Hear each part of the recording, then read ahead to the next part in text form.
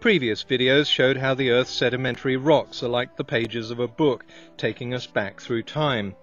19th century geologists discovered that the lowest and oldest layers contained a small variety of very primitive marine species. Higher sedimentary layers held more varied and more complex creatures. The progression suggested that these animals didn't appear suddenly, but were gradually evolving. But there were sudden disappearances. This layer of rock, for example, marks a catastrophic mass extinction about 250 million years ago. The rocks below this line are full of marine fossils, but in the rocks above, they're all gone.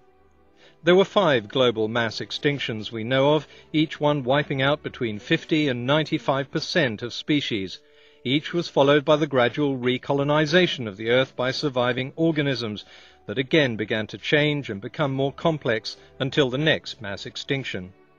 If this increasing complexity really did mean some kind of evolution, we'd expect to see it in individual species as we track their fossils through millions of years of sedimentary rock.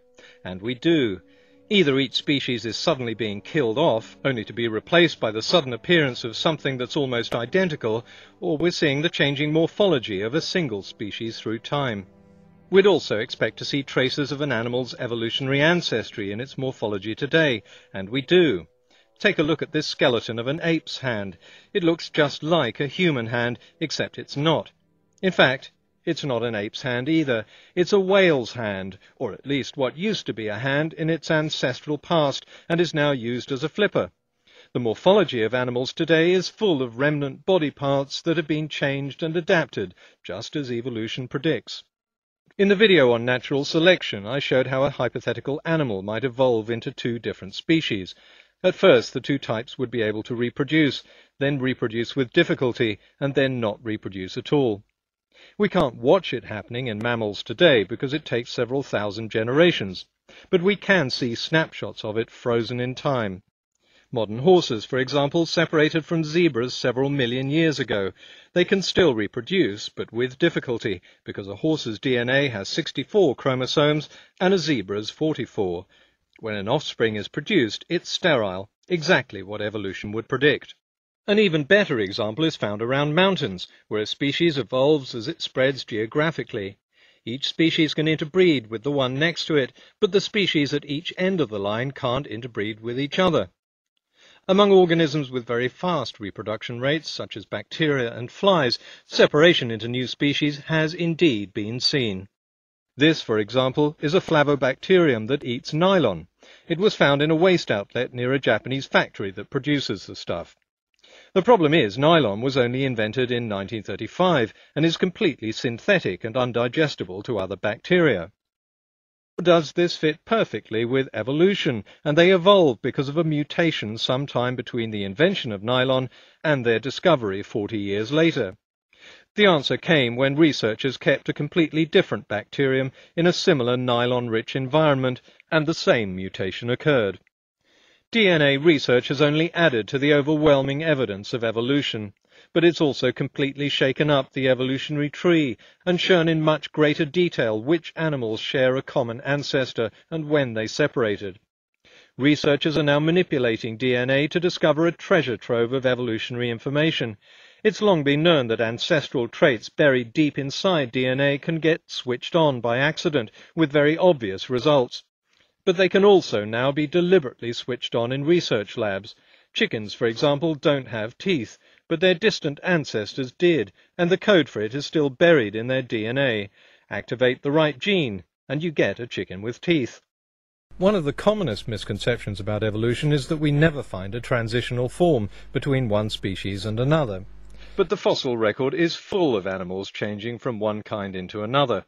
It's one of the reasons we know evolution happened. Every animal is a transition between what went before and what comes after.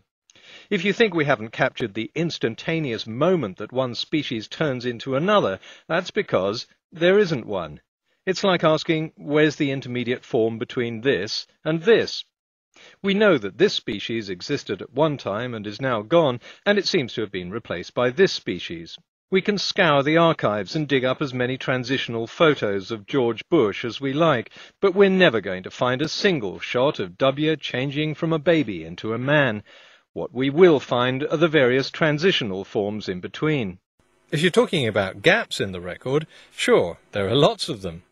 This is all I could find when I googled images from the life of George Bush, so of course there are gaps. If I went on a digging expedition, I could probably find 100 more, but even if I had 1,000 chronologically spaced photos of George Bush, there would still be gaps in between. As I mentioned in the last video, we now know that evolution, just like the growth of George Bush, doesn't happen evenly. The few years in between this photo and this one mark very few changes, but there's been a huge change in the same period of time between this photo and this one. But even when evolution happens quickly, it's still not instantaneous. For some animals, we've got a very good fossil record, and the time gaps between fossils are small.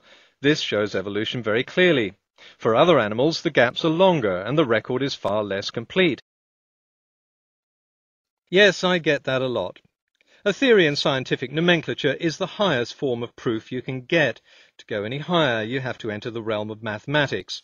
In all the sciences, there's still a lot more to discover, a lot more to understand, and a lot more to explain, whether it's atomic theory, the theory of gravity, or the theory of evolution.